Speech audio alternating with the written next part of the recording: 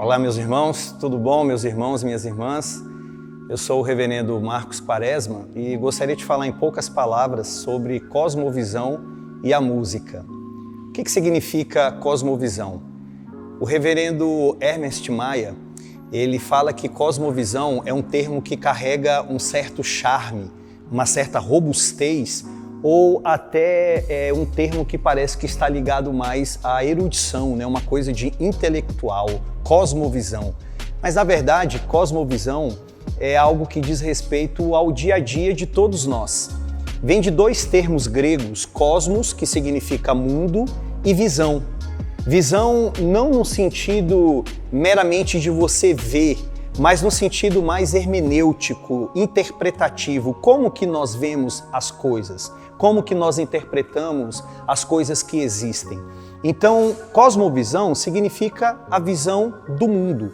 E isso diz respeito a todos nós. Todas as pessoas, elas têm uma cosmovisão. Por exemplo, veja um ateu. O ateu, ele enxerga o mundo pelas lentes ateístas. Provavelmente ele não quer ser inconsistente ao acordar e se deparar com um dia belo, maravilhoso, bonito. Ele não vai colocar Deus nesse negócio. Ele não vai dizer que mundo bonito, que dia bonito que Deus fez, ou que noite estrelada, ou que mundo maravilhoso que tem toda uma harmonia que vem do Criador.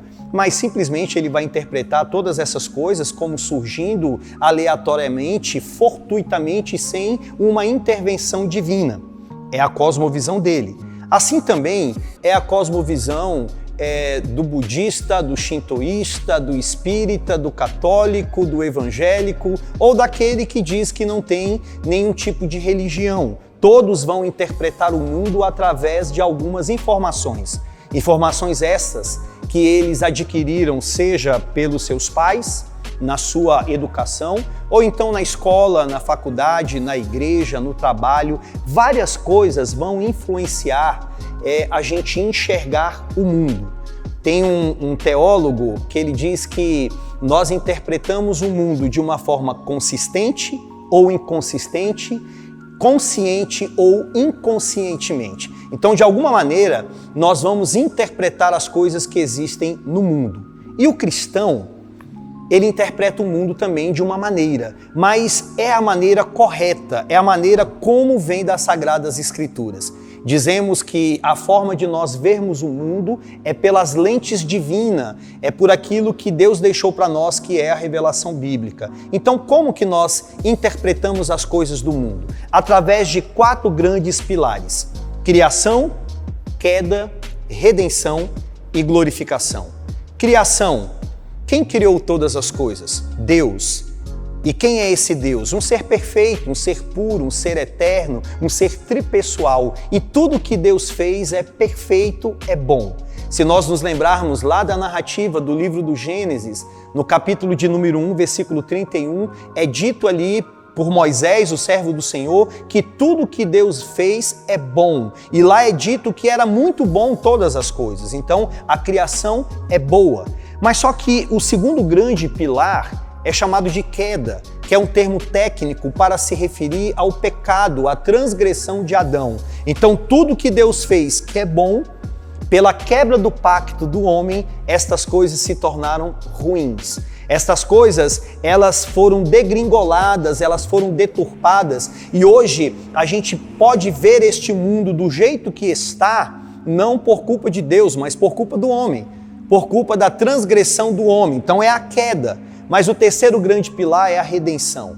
E redenção nos lembra a obra de Cristo, nos lembra aquilo que Jesus Cristo fez naquela cruz, que tem um poder, uma eficácia, não somente para pessoas, os eleitos de Deus, mas também para o mundo, o cosmos. O cosmos foi atingido pelo pecado. Você se lembra lá do livro do Gênesis, que é dito ali que quando o homem peca, quem está diante de Deus? O homem, a mulher, o diabo e todo o cosmo, todo mundo diante do Senhor, no qual Deus iria trazer a sua sentença. Deus poderia ter acabado com o mundo, mas o Senhor não o fez. Então, na redenção, nós temos uma promessa de que um dia haverá um novo céu e uma nova terra. E por fim, nós temos a chamada glorificação. Todo o mundo de Deus, ele tem um telos, que é um termo grego que significa uma finalidade. As coisas que estão acontecendo, elas estão acontecendo dentro de um planejamento de Deus. E tudo está indo para aquele grande dia, o dia que o Senhor voltará, o dia que o Senhor renovará um novo céu e renovará uma terra. Esses 4 grandes pilares fazem com que a gente enxergue o mundo: criação, queda, redenção, glorificação. É a grande história da redenção. E aí, onde é que fica a música nisso? O Deus que criou todas as coisas, ele criou tudo perfeitamente e criou também a música. A música não é algo que vai surgir lá nos anos 60 ou que vai surgir numa época de efervescência, de repente, de uma grande banda pop ou algo desse tipo, mas a música faz parte dos atos criacionais de Deus. Você consegue imaginar o Éden, aquele momento sem pecado, aquele momento onde o homem caminhava com Deus e sua esposa dentro daqueles mandatos criacionais e a música, a musicalidade que existia ali? Então, todas as coisas lá, elas eram perfeitas. E Deus colocou o seu DNA em todas estas coisas, inclusive na música. Mas a música, ela tanto pode ser boa, como a música também ela pode ser ruim por causa do pecado, por causa da queda. Exemplo, dentro de um contexto de igreja, qual é o papel da música dentro da igreja? É um papel educacional e é um papel de comunhão relacional com Deus. A música, para nós, ela é mais do que um fim em si mesmo, simplesmente para cantar, porque é algo deleitoso. Mas a música também, ela expressa as nossas emoções. A música, ela expressa o nosso relacionamento com Deus. A música, nós externamos a adoração, a exaltação, nós cantamos os atributos de Deus, nós cantamos a glória do Senhor. Existem 3 termos que nós utilizamos em teologia. A gente fala da ortodoxia, que é uma palavra correta. A gente fala da ortopraxia, que é uma prática correta. E a ortopatia, que é um coração correto com Deus. Vamos colocar isso dentro da música, dentro da igreja. Devemos ter uma música que ela seja ortodoxamente correta. Uma música que esteja ali em acordo com as Sagradas Escrituras. Mas essa música, ela é colocada em prática. A gente vive o que nós estamos cantando ou contamos com a graça de Deus para que nós consigamos vivê-la. Mas essa música que é cantada aqui, ela tem que ter coração. Aí vem a ortopatia, ela tem que ter paixão. É você cantar deste Deus que te redimiu, é você cantar com o intuito de influenciar pessoas, porque a música ela tem esse fator educacional, ela muda, ela é pedagógica, ela ensina. A pregação é o alvo das sagradas, é o alvo da igreja, sim.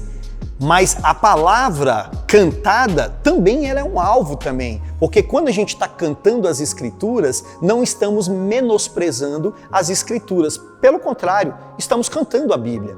E aí eu olho, irmãos, como exemplo, grandes homens de Deus, que foram baluartes aí do saber, homens de sapiência elevada e que cantaram. E nas suas grandes canções, como Bach e tantos outros aí, eles terminavam colocando uma sigla SDG, que significa só lhe deu glória, somente a Deus a glória. E muitas das vezes aquela canção, ela não tinha ali algo que expressava ou que falava diretamente de Deus, mas aquela canção era tão maravilhosa, era algo tão belo que não poderia ter vindo de outro ser que não fosse de Deus.